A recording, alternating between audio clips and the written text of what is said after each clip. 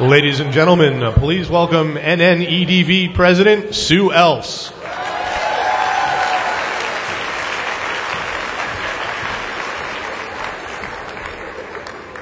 Hi, everyone. Okay, so a number of you have said to me during the week, you know, you just seem always so calm and never nervous. I'm nervous, just so you know. So I want to tell you a very quick story. I was out in the hallway earlier, and I hope if the woman is here that told me the story, she doesn't mind me sharing a little bit about it. And actually somebody special might want to meet you if you want to come up in a little bit. But this woman was from South Africa, and she said that, you know, the abuse was so bad in her area that she decided to open a shelter in her garage.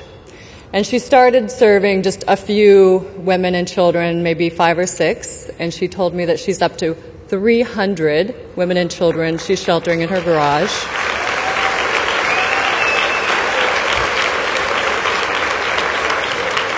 And she said she saw this conference and wanted so badly to come, but didn't have any funding to be able to make it here. And so she said all of a sudden she got an email from us, from NNEDV, saying that we were going to be able to provide her scholarship money to come. And she thought it was a hoax. She thought it was a trick. And we said, no, you really do get to come. And she said this has been completely a life-changing experience for her.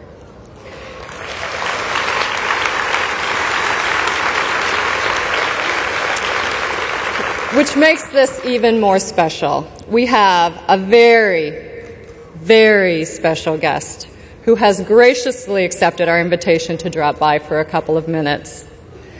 Without any further ado, it is my great pleasure to welcome the man who signed the very first U.S. Violence Against Women Act into law. Ladies and gentlemen, please join me in welcoming the 42nd President of the United States, President Bill Clinton.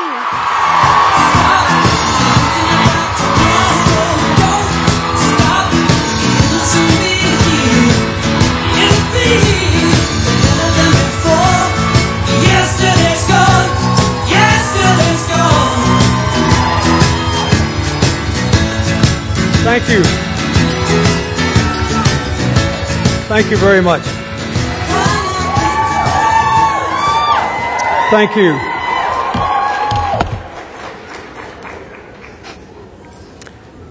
Thank you for the welcome. And thank you, Sue, for the introduction. Let me tell you how I happen to be here. Senator Joe Manchin from West Virginia is a friend of mine, and he called the office and he said, you know, just down the way there, they're having about 3,000 people are here for the annual innovation conference of something called ARPA-E. That's the Advanced Research Products arm of the Energy Department. They're going to save our planet and create our economy for the 21st century, so they invited me to come speak. So Manchin heard I was there, and he said, I want Bill Clinton to go by and speak to this group. So here I am. But I wanted to say a few things seriously and briefly. First of all, as you know, I care about this issue a lot, and you were kind enough to mention, Sue, that I signed the Violence Against Women Act almost 18 years ago now. And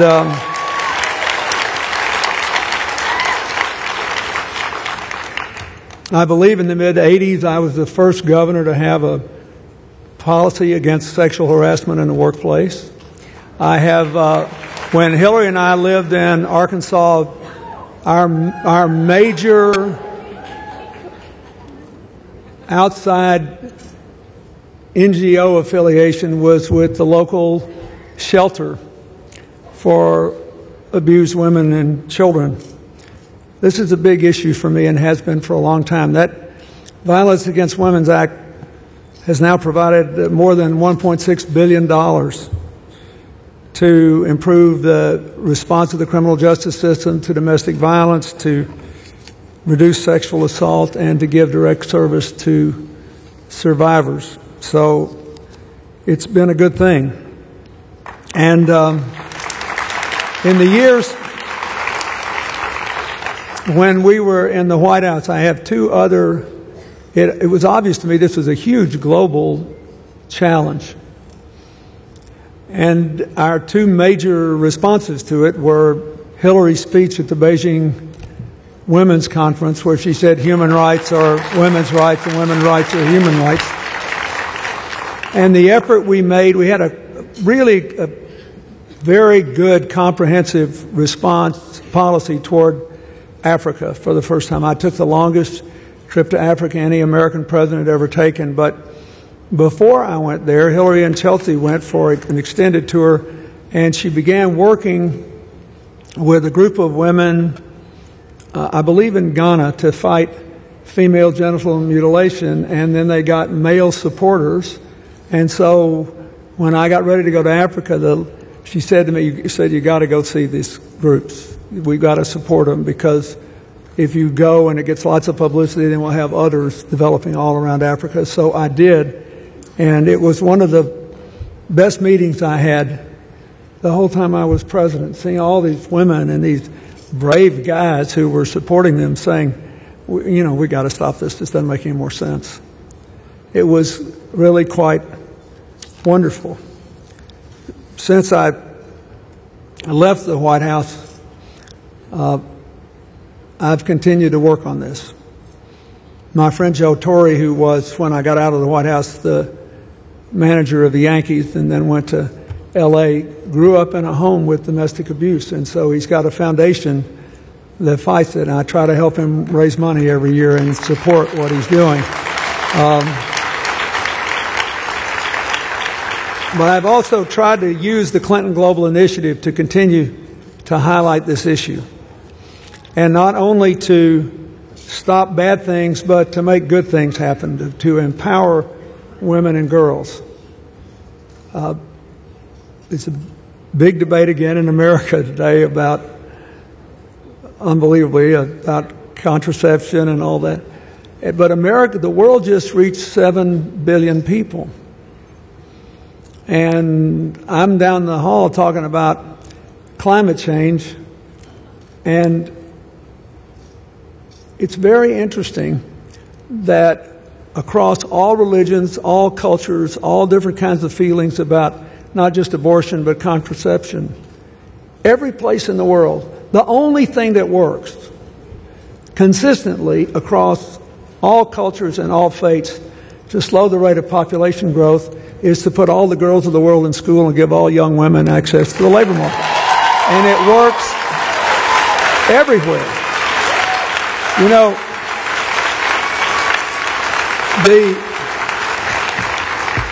It works everywhere. There are now more women than men in universities in Saudi Arabia. And the only reason that it hasn't slowed the birth rate is that the workforce is still only 15% female. Once they figure out how to clear out the backlog, nobody will have to do anything else. Just give women a chance to chart their own future and live their own lives. And so we do a lot of work on that. At the grassroots level,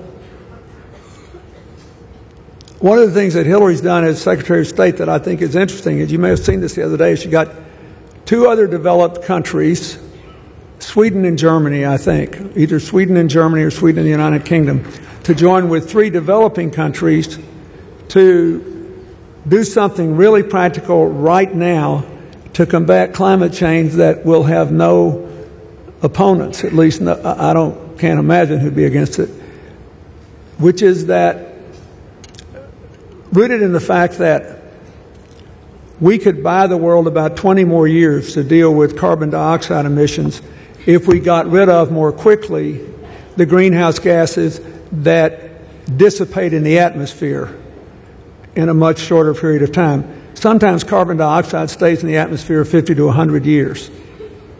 But methane, black carbon, mostly from soot, from burning wood and charcoal, and chlorofluorocarbons, they they go from 12 years to 1 year and they're gone. So we could have a huge impact on this problem by focusing on that. Interestingly enough, women are at the core of that. If you look at the big landfills of the world in mega cities, which emit a lot of the methane, or animal waste on rural farms in poor countries where a lot of the farming of livestock is done by women. It's just one example of what has to be done. We work with an NGO in Lima, Peru, toward closing the landfill by turning the people who were scavengers for plastic, metal, and glass and then would sell whatever they found for whatever they could get for it. We're trying to turn them into salaried workers just to get it all out of there, then get the organic material out to give farmers free fertilizer that's organic. Then you can take everything that's left and either put a top over it, capture the methane, and burn it in a clean way, or to compact it and actually use it as a fuel for electricity, which doesn't generate greenhouse gases. This is a really important thing. We're working in now Delhi, in New Delhi in India, in Lagos in Nigeria. Just got an agreement to close the biggest landfill in Mexico City.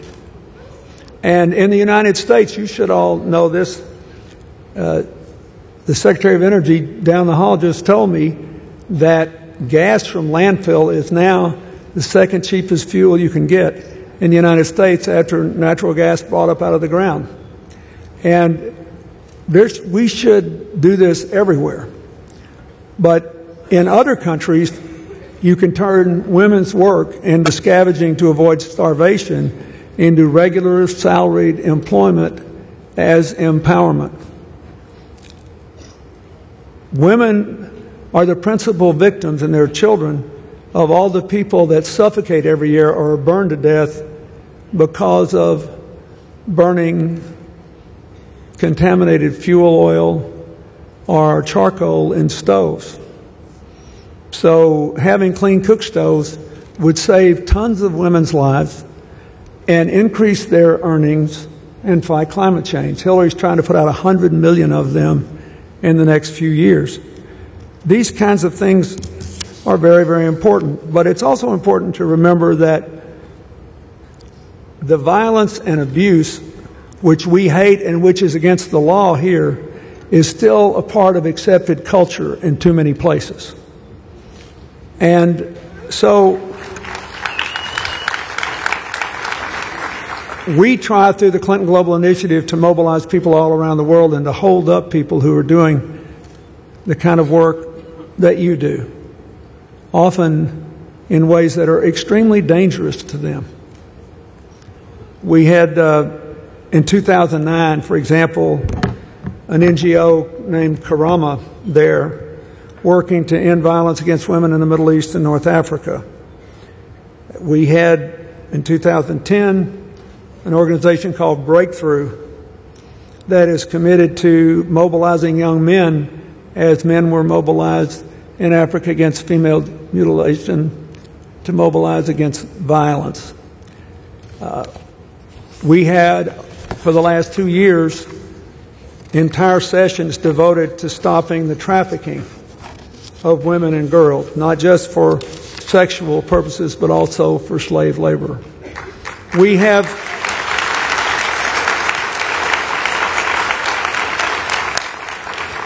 I say this because at the one level it's like amazing. Here we are in 2012 and this is still a big issue. And yet it shouldn't be, because all over the world there are still people whose identity depends upon their ability to control somebody else's life. At the core of this are cultures that have permitted structures, social structures to build up where you don't count unless you get to tell somebody else exactly what to do, or control what they do, or control their life choices. So the problem of abuse, which in America is manifested so often by people who abuse women and think they can't control their behavior.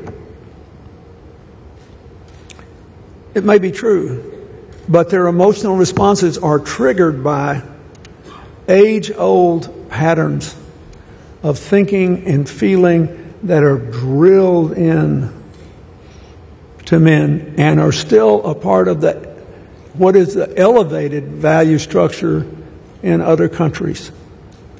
And I say that because, a lot of things are going haywire in the world today. You've probably noticed. And everybody's debating what Iran's doing with the nuclear weapons. Syria at least did one thing right in the dictatorship of the elder Assad. They protected the rights of religious and sectoral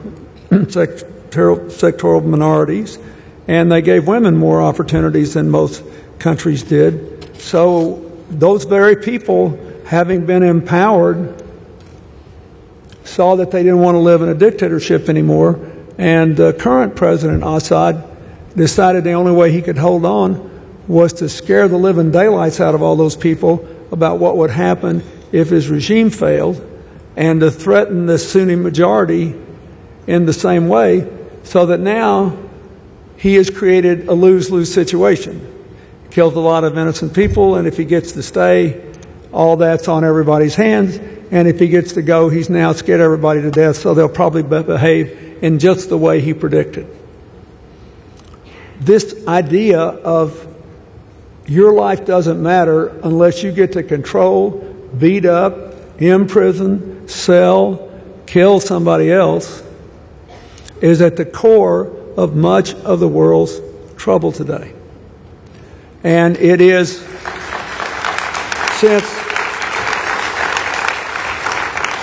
everybody's scared or everybody's insecure about something, everybody's disappointed about something in their lives, if your default position is, well, at least I can still control that woman, and if I can't, to hell with her. At least I can keep my daughter from doing this, that, or the other thing.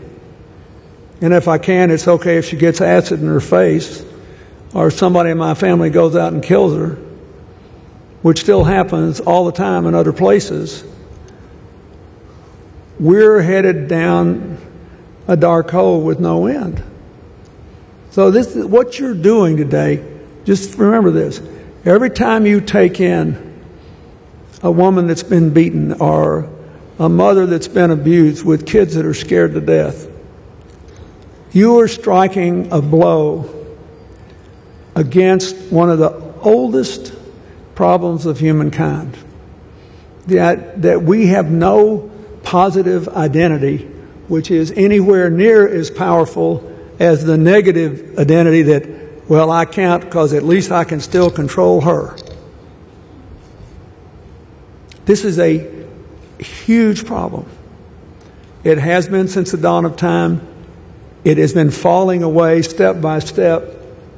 But you see it in the emotional reaction of people in America where too many men without an education don't have good jobs anymore, where people's disappointments in life pile up one after the other, and all that's left is being able to whack somebody around who can't stop you.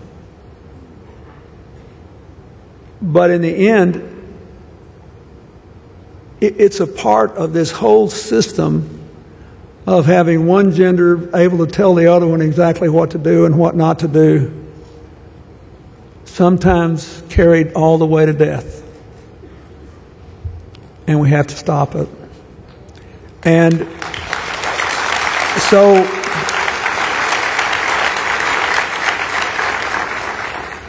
I think about it now even more than I did when I was in office. When I was in office, it was just what I knew from my own childhood growing up and what I knew from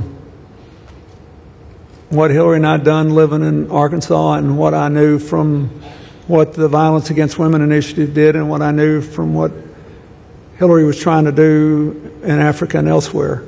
But now I see it in the trying to break the powerful economic networks that sell women and children into bondage, and trying to break the cultural norms masquerading as religious imperative often, to let one person control another. And I've reached the age now when the only thing that matters to me just about is whether people are better off when I quit something than when I start, and whether children have a brighter future. And controlling somebody else's life is not a part of that. It is inconsistent with both the elemental respect we all owe everybody else's humanity and with building a 21st century world that works. Every day the headlines are consumed with conflict. And what works underneath that to build a different future is cooperation. And the kind of problems we have are sufficiently complex and challenging that we need all hands on deck, and we don't need to check half the brains in the world at the door. And we don't need to, and we don't need to check a gender that is more likely to choose cooperation over conflict, right?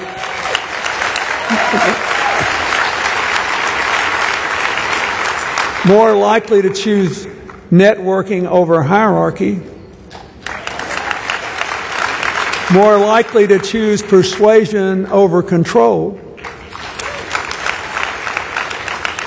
and more likely to choose argument over coercion. We don't need to do that. And so I just want you, when you go back home, wherever you're from,